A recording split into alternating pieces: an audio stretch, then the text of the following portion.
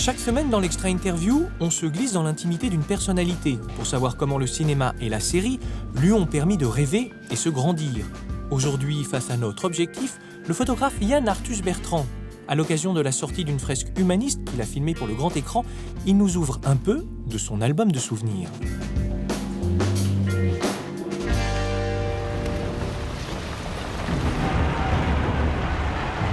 Inventamos una montaña de consumo superfluo y hay que tirar y vivir comprando y tirando. Y lo que estamos gastando es tiempo de vida.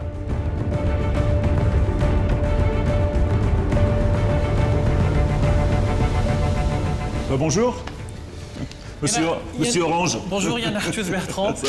Ça va et vous? Impeccable. On a un peu soufflé parce que c'est 3 heures de thérapie existentielle où d'un seul coup l'homme est confronté à ces grands enjeux, la mort, la liberté, la solitude, la recherche de sens. Et d'un seul coup, la première référence qui me vient, je me dis, il a regardé du côté de Terrence Malick. Vous avez les mêmes préoccupations humaines. C'est vrai que c'est avoir vu Tree of Life que j'ai compris que ce mélange de trou noir, création de l'humanité après l'intimité de la famille, lui c'était monté, c'était du cinéma avec des acteurs, peut-être un peu artificiel. J'avais compris que c'était un film voilà, qui était fait pour moi. Pourtant le cinéma, vous le connaissez, 1965, et vous tournez avec Michel Morgan. C'est là que vous commencez votre carrière avec le grand écran. Oui.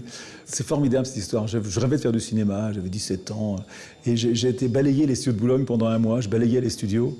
Puis un jeu, qui me dit, tu veux pas devenir 3e assistant? Je dis, bien sûr. Après, je deviens 2e assistant. Puis après, j'ai travaillé sur le film de Baratier, Dragé au poivre, j'ai fait des choses comme ça. Et puis après, j'ai été fait un film comme acteur. J'étais pas très bon acteur, j'ai pas pris ça très au sérieux. Le cinéma m'intéressait parce que ça m'apportait, par la célébrité que tout le monde rêve d'avoir à 17 ans.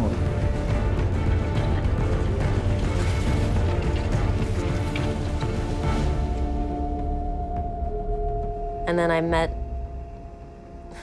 to me, the love of my life. And her name was Jen. And gosh, it was just like my world changed. Moi, ce qui me passionne, c'est la vie des gens.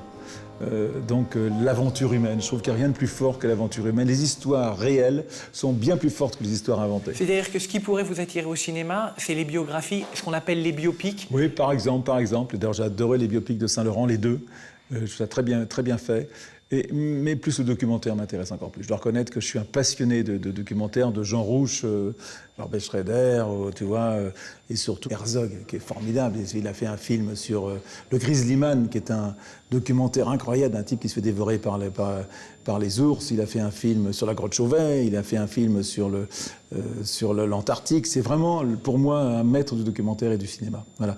Mais j'aime voir les documentaires au cinéma. La seule chose que je sais de vous, c'est que vous êtes membre d'une famille de 6 enfants.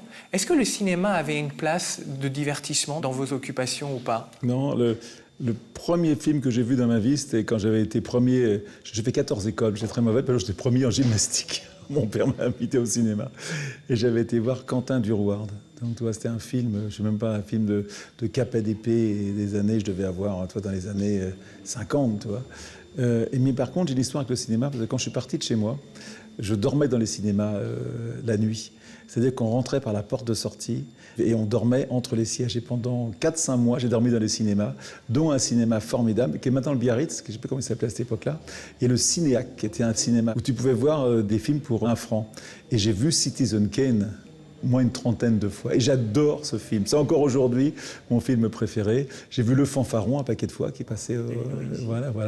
Qui était un film formidable. Donc j'ai une vraie histoire avec le cinéma, mais j'ai surtout une histoire avec l'image, parce que de toute façon, le cinéma, la photo, le cadrage, c'est faire passer ses convictions à travers son travail et à travers l'image.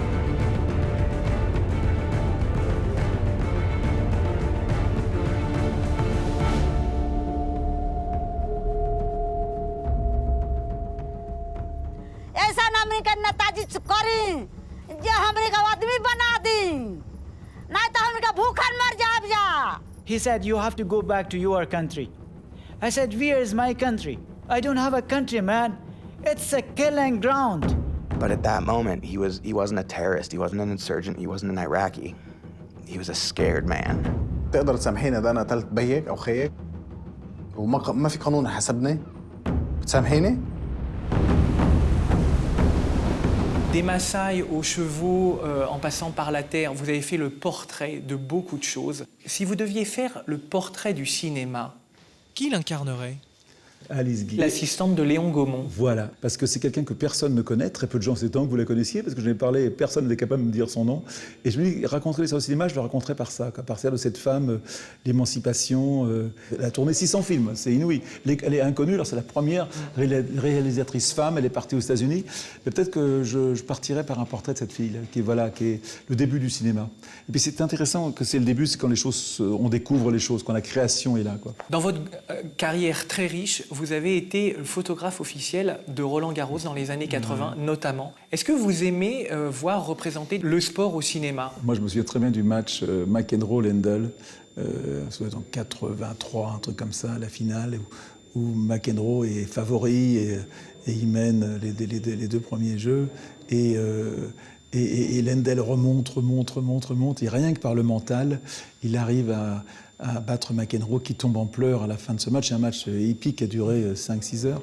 Et je ne sais pas si le cinéma peut reproduire ça. C'est impossible. C'est impossible de voir en réel une chose pareille. Et je ne pense pas que les acteurs peuvent le faire. C'est impossible. C'est une espèce de... Ce que j'ai vécu là, pendant ces moments-là, ça m'a fasciné. Il y a des limites au cinéma. Hein. Je pense que les réalités, souvent regarder les choses en vrai, c'est plus fort que le cinéma. Est-ce que votre plus grande ambition, ça serait que Terrence Malick voit votre film ? Il le verra forcément. Il le verra forcément. Il le verra, s'il s'intéresse au cinéma, il le verra. Parce qu'il y a une des dernières images, Tree of Life, qui lui est destinée. Oui, un petit peu. J'y avais pas pensé, mais t'as raison. Terrence Malick, Yann Arthus Bertrand, deux talents bien sûr différents, mais une même volonté commune de ne pas copier la nature, mais de l'exprimer au mieux.